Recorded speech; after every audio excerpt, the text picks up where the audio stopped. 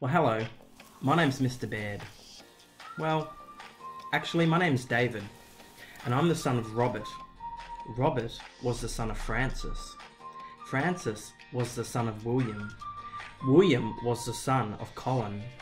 Colin was the son of James, and James was the son of John. What I just described to you is a genealogy.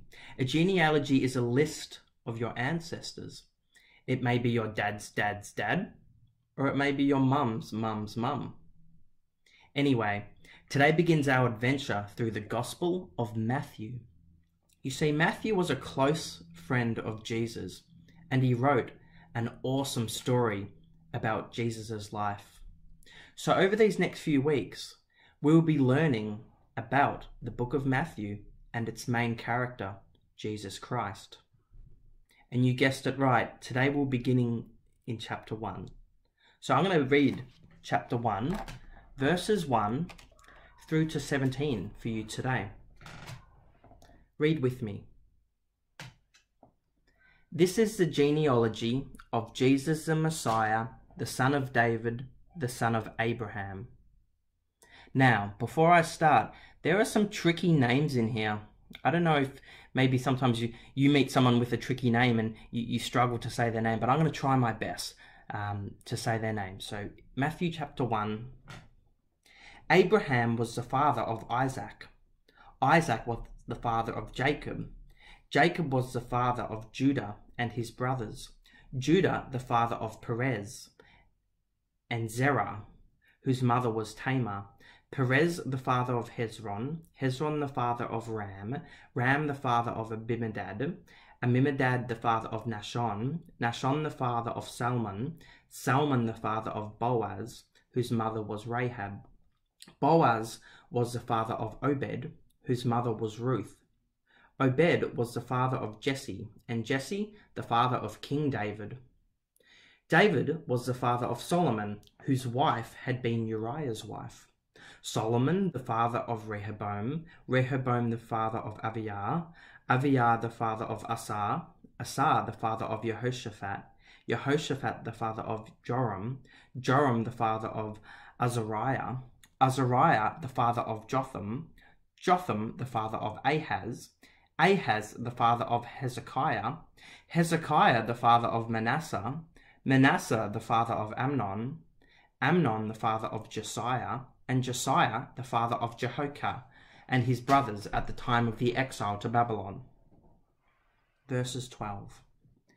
After the exile to Babylon, Jehoiakim was the father of Shealtiel, Shealtiel the father of Zerubbabel, Zerubbabel the father of Abihud, Abihud the father of Eliakim, Eliakim the father of Azor, Azor the father of Zadok, Zadok the father of Achim, Achim the father of Elihud, Elihud the father of Eleazar, Eleazar the father of Mathon, Mathon the father of Jacob, and Jacob the father of Joseph, the husband of Mary, and Mary was the mother of Jesus, who is called the Messiah. Thus, there were 14 generations in all from Abraham to David, 14 from David to the exile to Babylon, and 14 from the exile to the Messiah. Wow, that was a mouthful. I'm going to take a rest, and you guys are going to do a short activity and watch a few videos.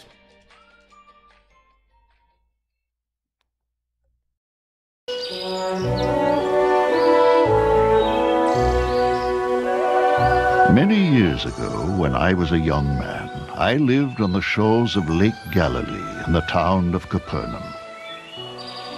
At that time, the Roman Empire controlled all of Palestine. Although I am a Jew, I worked as a tax collector for King Herod of Galilee, who paid tribute to the Roman government. My cooperation with Rome made me an outcast in my own community. However, when Jesus the Christ looked at me and said, "Follow me," I left everything and became one of his disciples. My name is Matthew.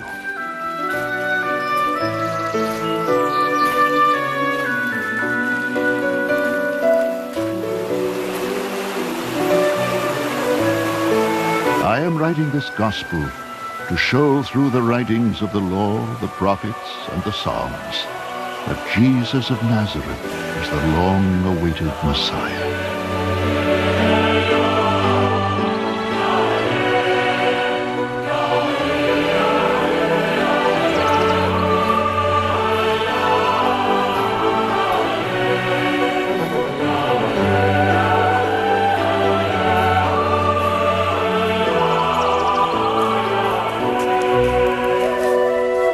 Following is a word-for-word account of the Gospel according to Matthew.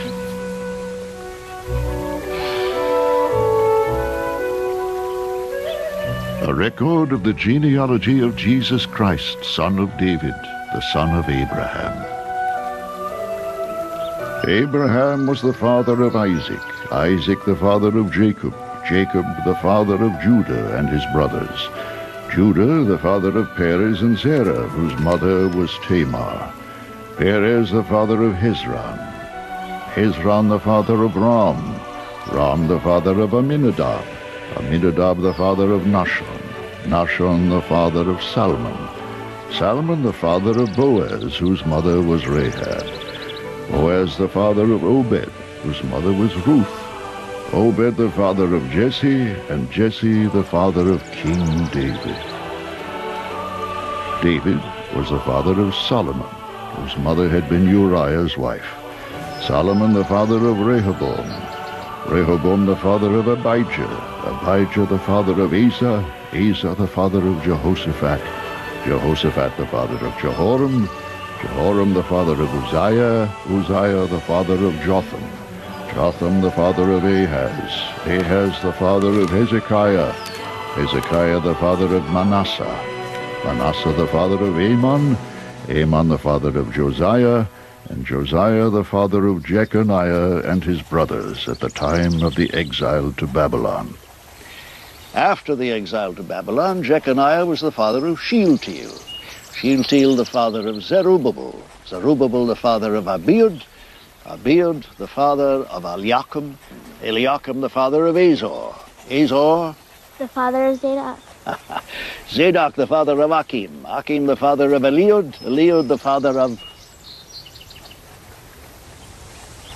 Eliezer, Eliezer the father of Matan, Matan the father of Jacob, and Jacob the father of Joseph, the husband of Mary, of whom was born Jesus, who is called Christ. Thus, there were 14 generations in all. From Abraham to David, 14 from David to the exile to Babylon, and 14 from the exile to the Christ.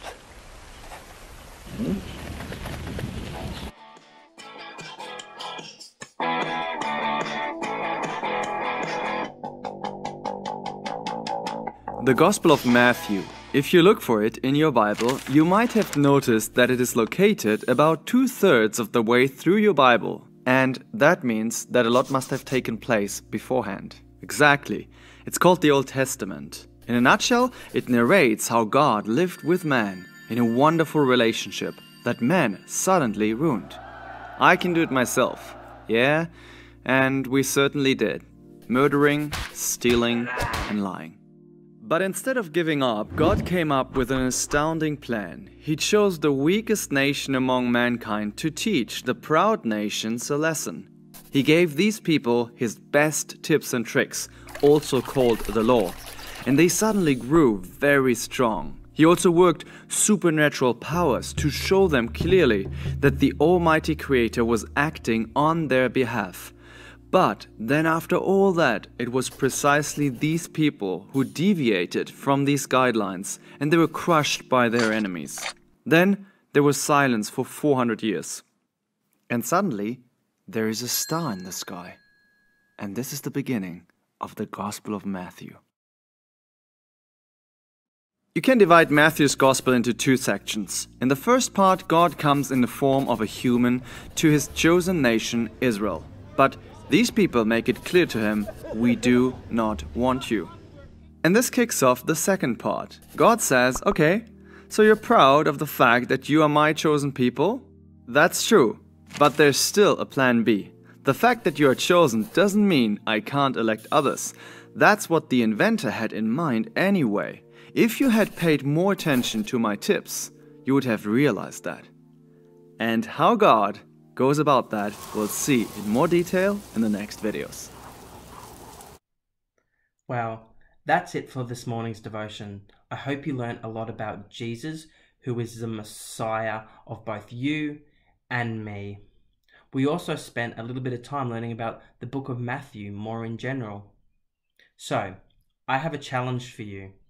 Whilst you're at home over this unique period in time, I challenge you, grade 3s and 4s, to try your best to read the book of Matthew. As we do devotions along the way, it would be great if you can keep up to speed with it. That's optional, it's just a challenge. Anyway, all the best for now. I'm out.